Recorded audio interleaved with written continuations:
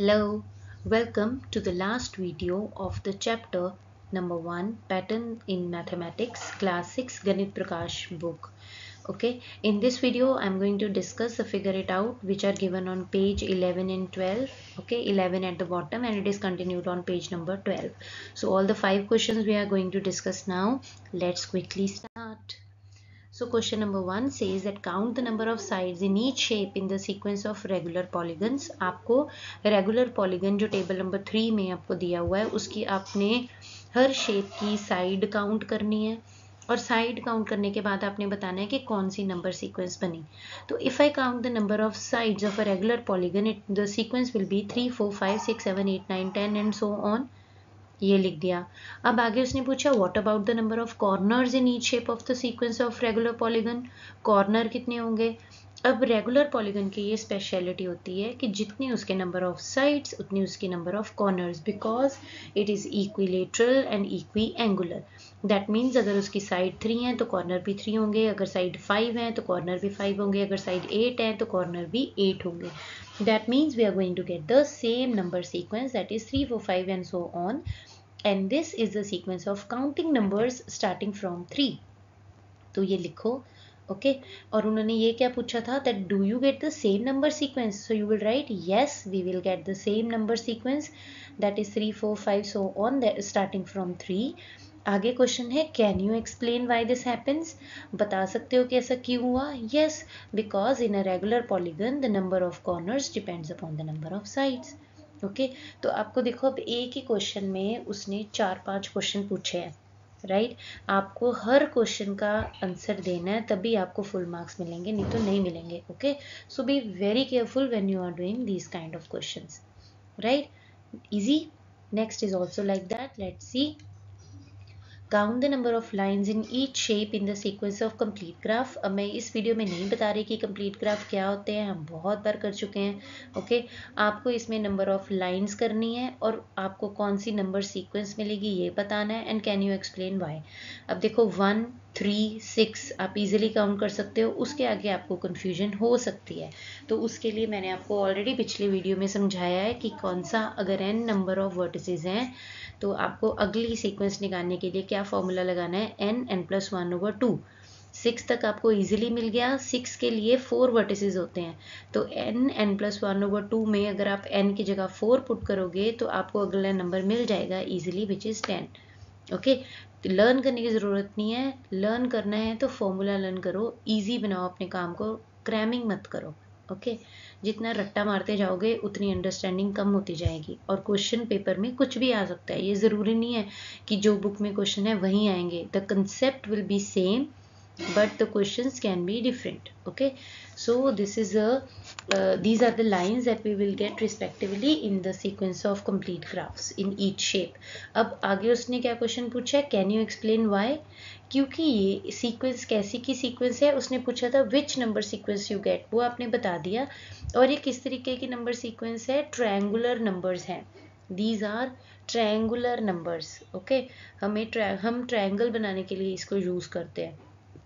Can you explain Y.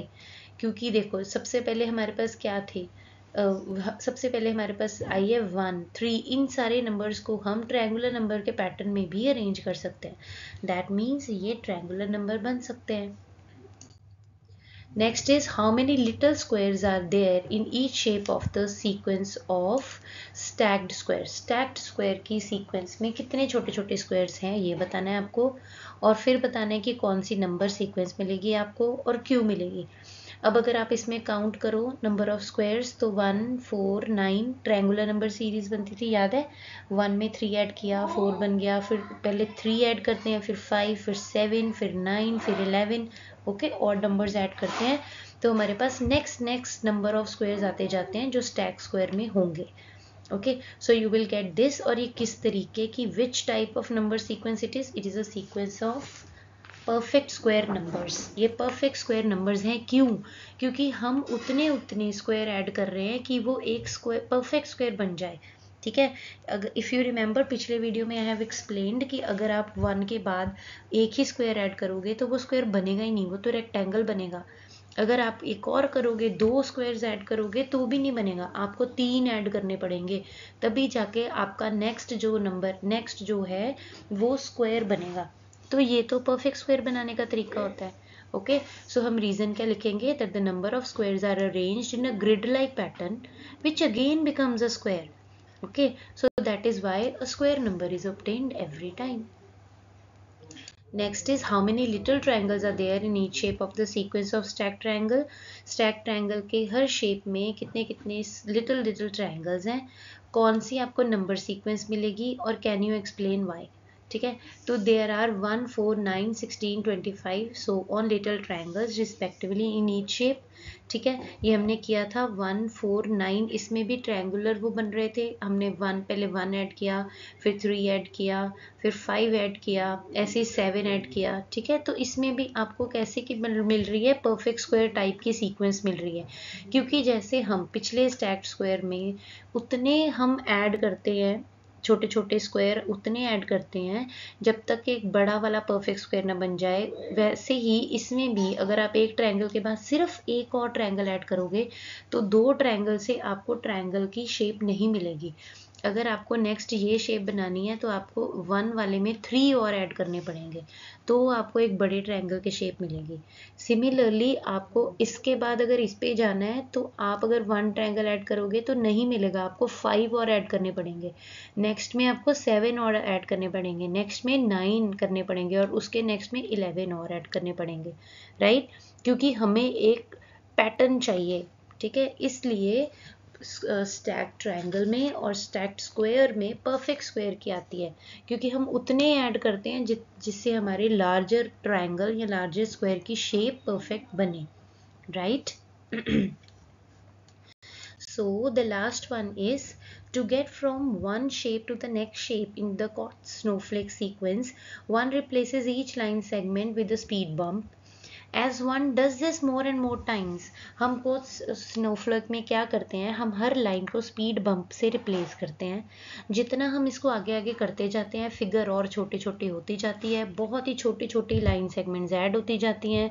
तो आपको इसमें ये बताना है कि how many total line segments are there in each shape. Koch's snowflake के हर शेप में कितनी लाइन सेगमेंट होंगी और कैसी की नंबर सीक्वेंस बनेगी. अब देखो, कॉट स्नोफ्लेक जो सीक्वेंस है वो शुरू ही किससे होती है, इक्विलेटरल ट्रायंगल से, जिसमें 3 लाइन सेगमेंट होती हैं, और हम खुद बोल रहे हैं कि इसमें हर लाइन सेगमेंट आगे स्पीड बम्प से रिप्लेस होती जाती है. अब स्पीड बम्प में काउंट करो कितनी लाइन सेगमेंट है, 4. इसका मतलब अगर हम 3 से स्टार्ट हो रहे हैं और हर लाइन, अगर एक लाइन 4 से रिप्लेस हो रही है तो 3 लाइंस कितने से होंगी, 3 × 4 विच इज इक्वल टू 12. तो इसका मतलब अगर इसमें 3 है तो इसमें कितनी होंगी, 12. ठीक है, अगेन एक लाइन 4 लाइन से रिप्लेस हो रही है तो 12 लाइन किससे रिप्लेस होंगी, 12 × 4 48, तो इसमें 48. नेक्स्ट किससे होंगी, 48 × 4 कितना आ गया, 192. 192 × 4, तो जितना भी आया वो इसका हो जाएगा सीक्वेंस. ठीक है, तो आप ये सबसे इजी क्वेश्चन है, इसमें आप मल्टीप्लाई कर करके निकाल सकते हो कि हर एक कोट स्नोफ्लेक में कितनी लाइन सेगमेंट्स होंगी और उसके related corresponding number sequence we can write. Okay, so this is the question which you have to do, and with this we come to the end of this chapter. I have tried to make a video of each and every figure it out. Hope आपको समझ लगी हो, मैंने काफ़ी कोशिश की है explain करने की. Okay, and remember one thing, in maths if you do more and more written practice you will be able to solve each and every question.